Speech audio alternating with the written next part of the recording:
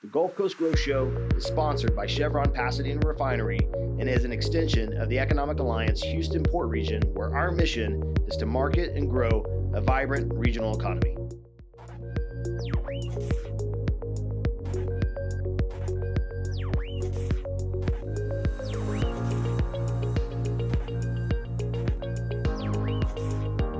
All right, guys. Hey, welcome back to the Gulf Coast Growth Show and our season finale for season 8. We are excited to be here today, and we couldn't have really a more exciting person to join us. But I'm your host, Jason Lee, joined by Zeke Smith. What's up, buddy? And we have Termite Watkins, a local legend here. And Termite, it's funny because I've seen you for 3, 4, 5 years since I've been running around doing the show, and I kept saying, hey, we've always said we got to get Termite on, and then nothing really manifested. So when this happened, I was so excited.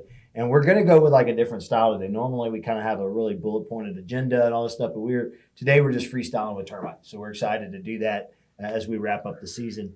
So glad to have you today, man. Excited. Good to be here, but freestyling can get you in trouble. Yeah. So let's go for it. Yeah, let's see what happens. See if we get a little trouble today, man. Get some trouble. So real quick for our audience, again, we said local legends. So, I mean, most people are going to know who you are, but if they don't, why don't you just tell us a little bit about your story? I love going back in history because the day I was born, Houston, Texas, my dad was a gangster, a real one. A lot of people don't know that. Oh, wow. And he was an alcoholic, the drugs, all that kind of stuff. But when I was born, a guy that worked for him started calling me Termite the day I was born. And his daughter, my dad was in the pest control. This man, Leon's daughter, could say termite. My older brother could say termite. So for 67 years now, I've been called Termite. Oh, nice. And so that's how I got the name. Now, at 10 years old, my dad made a change in his life from being an alcoholic and from the drugs and other kinds of stuff. He was a true gangster. And he gave his heart to Christ. Awesome. And he made a big change. And at that point, he was on again. He'd be on fire for God for a year, and then he'd be off the wagon for a year. And he was back and forth. But so that's how I got my start. But at 10 years old, I had already got caught stealing from a store. I learned about business. Right. I learned I could go in the store at 10 years old and steal this candy and then go and sell it for a nickel and a dime. And I had good markup. Right. And until I got caught. They call that justice shopping. That's what that's called. Justice, not stealing. It's justice shopping. Well, I had a little racket going, but then at 10 years old, I got caught. Okay. Best thing ever happened to me. And my dad believed in whippings, and he whipped me. He gave me what you call a whooping. Yeah. And it was such a whooping that I've never stolen anything again in my life. Matter of fact, when my kids were little, they would touch something on the candy shelf. I'd say, no, don't do that. It hurts. It hurts. It hurts. And but at 10 years old, somebody told my dad, Bill, you should get termite into boxing. It'll, occupy his time and take his energy away. So they got me into boxing, and I got to tell you this story. So I was at the baseball park one day, and my dad was our coach. Dads, get involved with your kids. So I was playing baseball. This man pulls up. His name was Joe Dove, and he had his son and 2 twin brothers in the back of the truck. And they pull up and they call me in, and I come up, and this is back in the days you wasn't supposed to do that. I mean, today you'd get you in trouble, but back then you did this. But he had a beer in one hand out on the baseball field, cigarette in the other, and he had dark green glasses. And he says, I come running up. They called me to come up there, and he said, hey, Termite, you want to be a boxer? I didn't know what a boxer was. I said, yeah, sounds good, So he took me down to my dad's garage, which was 2 blocks away, and he put gloves on me. And he put them on with one twin brother, the Carr brothers, Carr twins, and he beat the devil out of me. I mean, he gave me a spanking. It was only 1 minute, but when you get a spanking for 1 minute, that's a long time. A long minute. It's a And rough so- year. Got a whooping and a whooping. Man. And a whooping. Yeah. And so then he put the gloves on with the other twin brother. He whipped me. Then he put them on with his son. And he beat the devil out of him. He was the best fighter of them all. And he said, yeah, Bill, I think you'll make it. So, that You can take a whooping. yeah. So that's what, yeah, exactly. So that night I weighed in at 65 pounds. And the next night I fought. And I got whipped again in the ring. But a week later, and this is why it's so important that we make sure that our kids, our employees, people that we associate with, we make sure they're winners. And the next one I won, and it changed my life. I love the feeling of being a winner. And then a week later, I fought again, got whipped again. And but my dad got me a trainer. The trainer, until he passed, lived right here in Deer Park. His wife, Faye, still does. But Kenny Weldon started training me. And Kenny went on to train Evander Holyfield and great guys. But I was his first fighter. And so with a good teacher, a good coach, I always tell people, make sure you're a great communicator. And he communicated great with me. And at 10 years old, I won 65 fights without losing, which is unheard of in boxing. Because you're fighting the fighter, you're fighting the crowd, you're fighting the judges, you're fighting everybody. Sure. And then I went on to make the USA. I won the Nationals at 16. It had never been done before, which gave me a spot on the USA team. Going to brag again. Awesome. My roommate, when I made the USA team, it's one of the Olympic team. There's 5 of them. And anyway, my roommate was Sugar Ray Leonard. Oh, my gosh. And so... may have heard that name. I don't know, maybe. But I came back from traveling. I traveled Romania, Italy, Germany, Yugoslavia on the USA team, New York, New Jersey. We fought all these places. But when I came back, I had to take a stand. In life, there's times you got to take a stand, okay? And like the one I told you I took a while ago, I guess. Yeah. But anyway, I took a stand against what was then the AAU, Amateur Athletic Union. They were doing things with the money that shouldn't, from amateur boxing, that shouldn't have been done. And I took my stand, and it knocked me out of going to the Olympics. Oh, wow. And so that's why I didn't get to go. I'd already beat everybody. Wow. And so at 16, that's what I was doing. Oof. So at 17... Real quick, though, how good was Sugar Ray? He's a friend of mine, and so I want to brag on him, but he's the best that I've ever seen. Oh, wow. And I've had the privilege of being friends with Muhammad Ali and George Foreman and Joe Frazier and Roberto Duran, all the great ones. Sugar Ray Leonard is the best in my books for 2 reasons. He was the best all-around fighter that I have ever known. And that's saying a lot. I've known some great ones. Sure. But he was bigger. What's bigger than that? He's a great person. He's a great person. Yeah. And, we were talking about the Lord earlier. Right. And I got to witness to Sugar Ray Leonard when we were 16 years old. And so that was pretty cool. That is cool. So anyways, then I turned pro. And as a pro, I just found out my pro record has been wrong all these years. I thought I had 58 wins, 5 losses, and 2 draws, which was 65 fights total.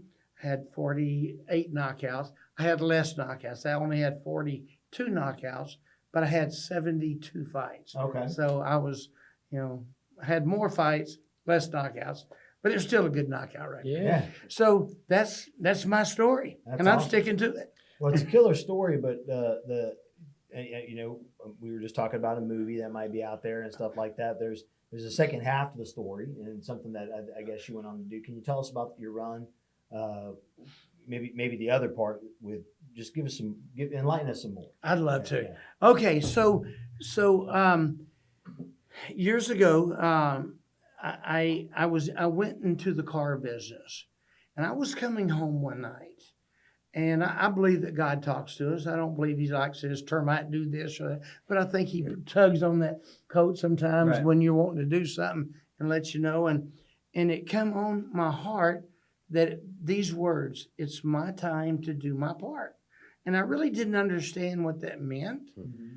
But then all of a sudden it started leaning towards me going to Iraq. And all of a sudden I just had this burden to go to Iraq and do my part when the Iraqi war was starting. It was Iraq. Yeah, so that's, Yes. that's the catalyst. Right? Yes, sir. And so I went to Iraq. And What year was this, Termite? This was in 2000, 4 or 5, something like that? 2004 when the war started. Wow. Okay. Okay, and I may have my dates wrong. That's all right. I just got caught off guard in my. We don't do math here. Yeah. What are you doing about it? Oh, great. But it's when No the one's Iraqi. fact-checking. That's right. Yeah, we don't have fact. All right, We good. tell legends here, Yeah. right? We don't. So I went to Iraq, and I'll tell you a little bit about that story because I Please do. believe I urge people to take a stand for what is right in life. You know, you got to. So I get to Iraq. I didn't have a clue what I was doing there, but I knew it was where I was supposed to be. So I went for pest control. Okay, because that's what I grew up in. I had to go get my license again. And before I left, my ex-wife, the last thing she said to me before I got on the plane, what are you going to do if a general cusses you?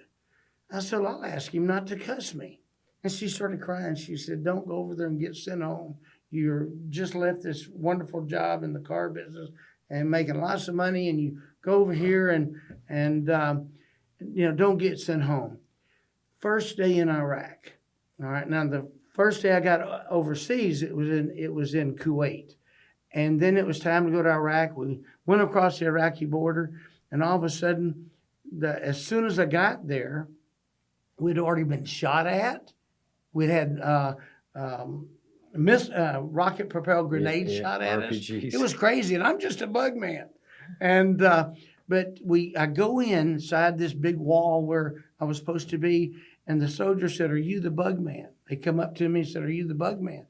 I said, "I am." And they said, "The general wants to see you." Here we go. And I thought, oh my gosh, what's going on? So they escort me in this building that's dark because all the bombs had put all the lights out. But there was a light in the back of this hall where I was going to.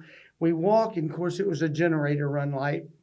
So we walk in, and this military gentleman, he saluted to the general and said, "Bugman's reporting in," and then they did their salute and walked out and left me there with this general. And I said, "Sir, my name is Termite Watkins," and he just went into cussing me.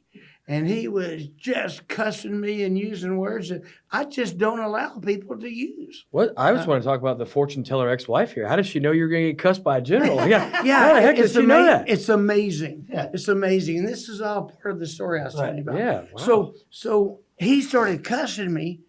And so I just stood up and I leaned over. It was one of those rectangular fold-out tables, That was his desk. Yeah. And I just leaned over his desk and said, "Sir, I didn't come here to get cussed out. I came here to control your bugs." And I said, "If you cuss me again," I told him, I said, "You should probably send me back home, because if you cuss me again, we're probably going to fight and you're probably not going to win." And he said, "Where are you from, boy?" I said, "I'm from Texas." And by this time, I'm copping an attitude. Yeah. I said, "I'm from Texas." He said, "You might know it'd be a crazy Texan that would stand up against a general." I said, "Where are you from?" He said, "San Antonio." And he says, "I'm going to give you 24 hours to get rid of my fly problem." And he says, "If you don't, I'm going to send your so-and-so back." And I said, "Just don't cuss me, and I'll get rid of your problem." Now, before I left, when we were in Kuwait, went in, and the supervisor said, "Termite, I got good news and I got bad news." I said, "Well, what's the good news?" He goes, "You're going to Iraq." Well, that's when the war was starting. That was the good news. He said, "You got a new home in Iraq." I said, "Well, what's the bad news?" He goes, "We got a mad general, and if, he's going to file a breach of contract on KBR if we don't get rid of his problem." I said, "Well, just give me my stuff and let me go," and meaning pesticides. Right. And he said, "Well, we don't have any stuff. He handed me a little baggie with maybe 2 ounces. He goes, this is all we got. And I said, you're going to send me there with this? And then he said, he goes, didn't you used to be a car salesman? He goes, you better sell it or this general's going to send you. And he sent me off.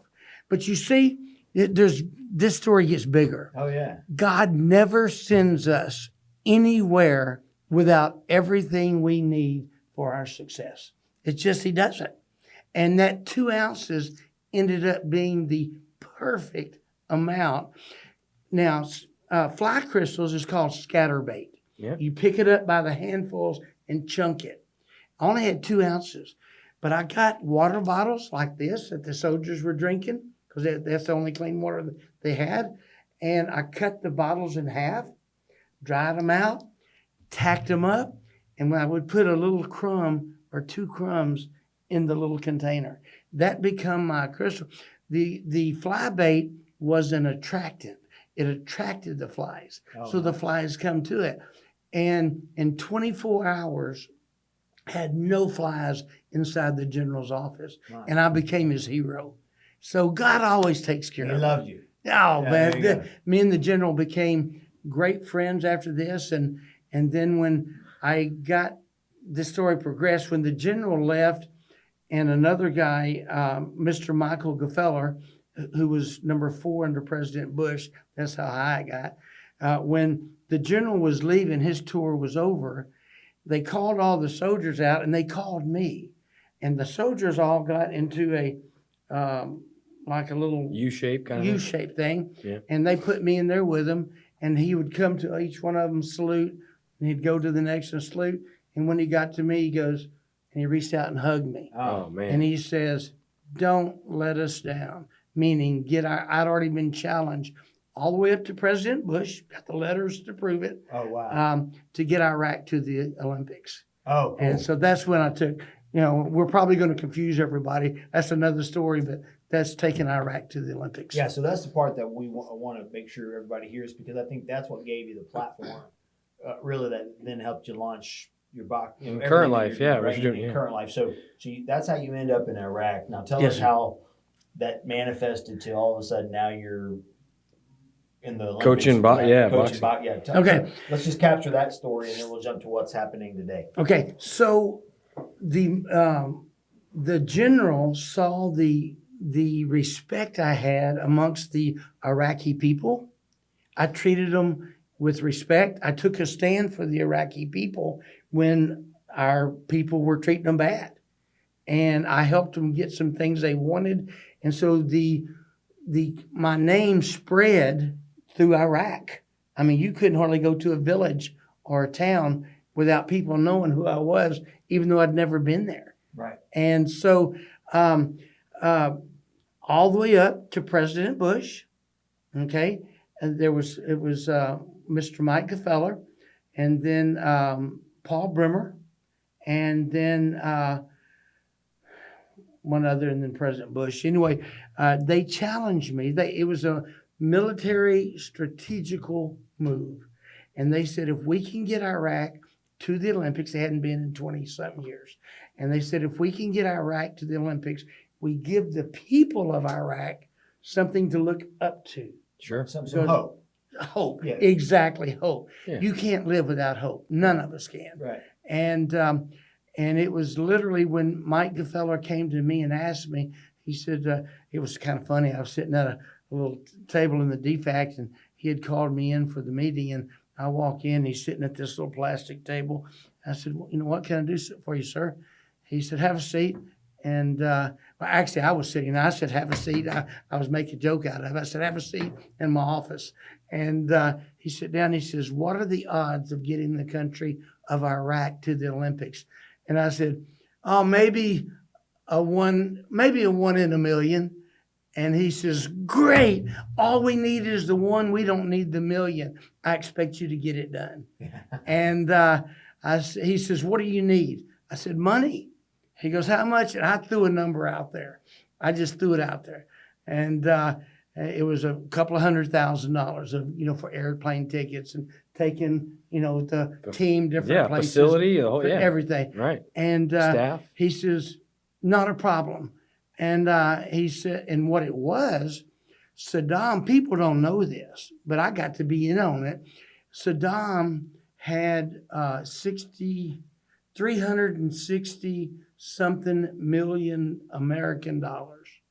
And he had it in 1 million stacks. Okay. That's crazy. Now, this is what gets it gets crazier. People say we shouldn't have been there and all that. Everybody's got their opinion. But the 360 million was because Saddam was planning on leaving Iraq. His goal could never happen, but was to come to America and take over America. And that was his goal. And he had all this American cash. Oh, wow. That was there. And so I got to use part of that cash that had been confiscated. And That's crazy. and we got them. And this is another whole story, but it was for another time. But it was just it was unbelievable how we actually got them to the Olympics. And so, just to clarify, you took the Iraqi boxing team to the Olympics, right? Okay, it went bigger. Okay. It started out. Our goal was to get the Iraqi boxing team. I had to put a. Did they have a boxing team before you They got did there? not. Okay. Did they have guys They that had was boxing a boxers. sport? Okay, they did. Okay. They had boxers as a sport, and matter of fact, boxing, they say started in either Europe or Iraq. It depends on who you're talking to. Okay. Oh, wow. And, The sport of boxing started in that region of the world. Yeah. So, So wow. they have Yeah. a pretty fluid boxing. No, No. they had a bunch of barefooted wannabes, and they told me we gotta put together a team. So I made it to where we could vote on it. Saddam just told who was going. Sure. I made it where everybody could vote. More democratic. More democratic, Yeah. exactly. And I actually put boxing shows on for our military. And the winners, we had 20-something fighters that got to fight, and we ended up having 11 winners. And Smokers. yeah. Yeah, that's And then when it come down to it, whole nother story. We didn't win the fights that we needed to win To qualify. to qualify. Okay. But what happened, I had taken a stand against somebody. I'm always taking stands that was corrupt in the International Olympic Committee. No, there's a couple of those in there. You're kidding me. There was one or two. This guy was from Pakistan. He ruled with an iron hand on. He controlled it. I took a stand against him because he threatened my life, and I put him on every major network in the world was actually following me and covering me in Iraq. It was kind of cool. I'd walk down the street and this whole bunch of media were following me. You would have thought I was somebody. Yeah. But That's so cool. so we didn't win the fights that we needed to win to go. We won, but we weren't getting decisions. They were cheating us out of decisions. But I had raised such a stink with this Anwar Chowdhury. I'll tell you who it is, Anwar Chowdhury. And that when it was over, he brought me, our military called me one day, get in here right now, come right now. And so I come, and a British colonel says, we did it. I said, did what? He says, we're going to the Olympics. I said, what do you mean we didn't? We didn't get to. He says, no, he says, not only do you get to take the boxing team, we got a wild card. We get to take every sport in Iraq to the Olympics. I'm tearing up now right. because he Whoa. says you get to take every sport to the Olympics. You did. You made this happen, which it wasn't me. It was me and a team of people. Sure. It was a team. I got the credit, but it was a team of people. And, I want my hats off to the General Buck, and all the way up to President Bush, because I didn't have an idea that I could do this. Yeah. Right. How many sports, roughly, if you remember? It got to Well, go? you had weightlifting, you had swimming, you had track, you had the long distance, you had kind of want to go back and watch that year Olympics now, just see. Yeah, Yeah. that's it's so like, cool. You can find it. So It's all. 2004. Yeah. In So Greece. but you wrote a book about it, right? I mean, or somebody wrote a book. Yeah, I had a high school friend, well, actually, all the way from when we were 3 or 4 years old. She always wanted to write a book, Susie Pepper, and she wanted to write this book. We didn't have the money to get a book written good, and so she was real smart, and she wrote it and did real good. Yeah, so I was telling Termite before the show, my mom gave me that book when I was a little young motivated kid or whatever, and I read it. And that's how I grew to know the legend of Termite. But That's awesome. I actually didn't meet him until about 6 years ago, which is pretty cool, but pretty amazing stuff what you did. But I think it gave you a platform, which I want to make sure we use while we have probably about 5 minutes left on the show. We'll have to have you back for another episode, but let's use this last 5 minutes. This gave you a jump off point, right? It gave you to where, like I said, you become this local legend. You come back, you've done all these great things, got these kids to the Olympics. I mean, I'm tearing up thinking about just the impact of what you were able to do. How has that helped you today? What are you doing now? You never have quit giving back to people. So now what do you do? And certainly haven't quit using boxing as a as a you're platform, using boxing right? as a platform. Yeah. So tell us about what you're doing now so that our audience knows and how they can get plugged in or be involved or just get to know more about this. I'm going to tell you some of the real important things, and then maybe we can come back and I can tell you what I'm doing work-wise, because I really would like to do that, because I've got some companies that I represent that I'd like to brag on and talk about. But the things that I'm doing that are important is I've dedicated my life to Christ, okay, 100%. And I help kids through boxing. Mm-hmm. I have a boxing gym called Fighter Nation Boxing Gymnasium.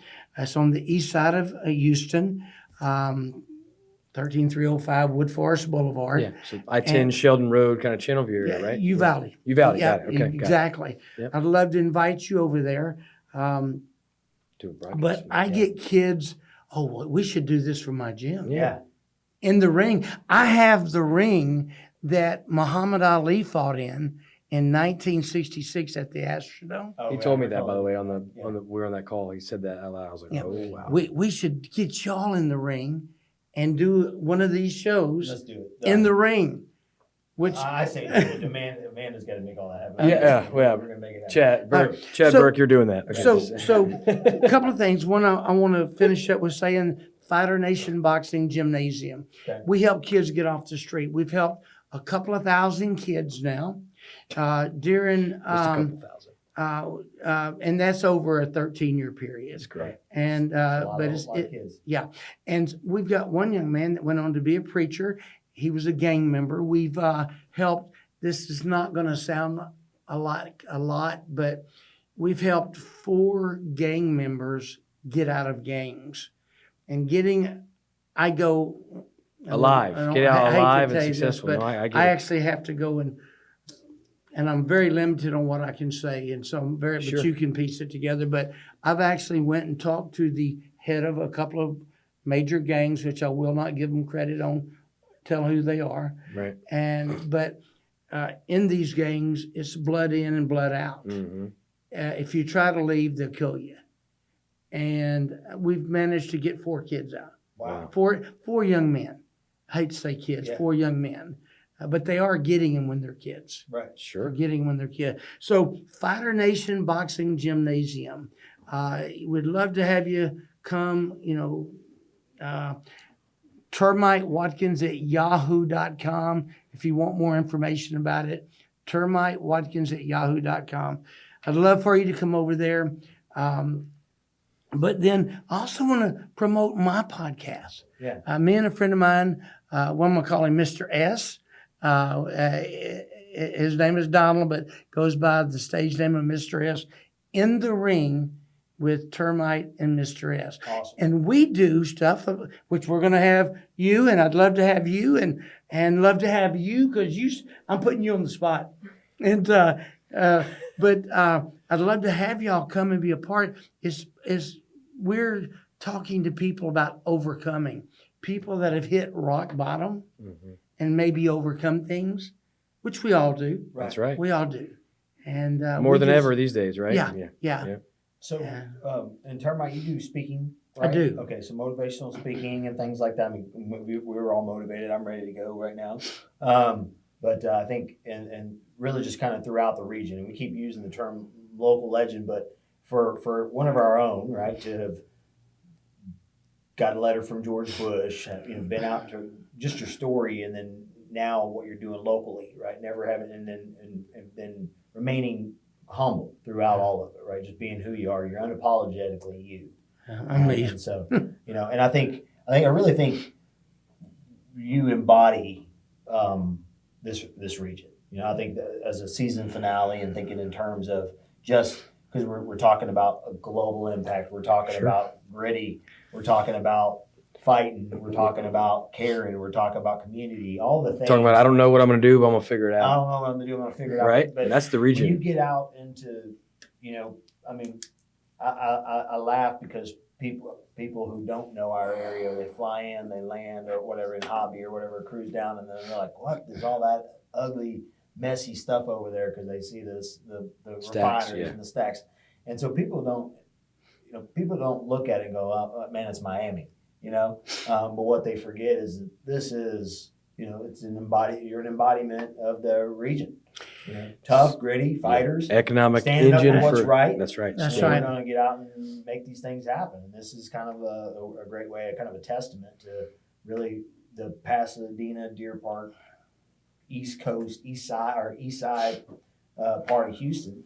And then you're living and breathing in it every day and just a cornerstone of it. So we're thankful for that. Well, I want to say this. Speaking about the east side and the Pasadena and the Deer Park, I think we live in the greatest place you could possibly live, in my opinion, in America. Amen. Why would I want to live anywhere but here? I'm proud to say that I'm from the Deer Park. I lived 20-something years in Deer Park. I'm from the east side. Yeah. And I love this area.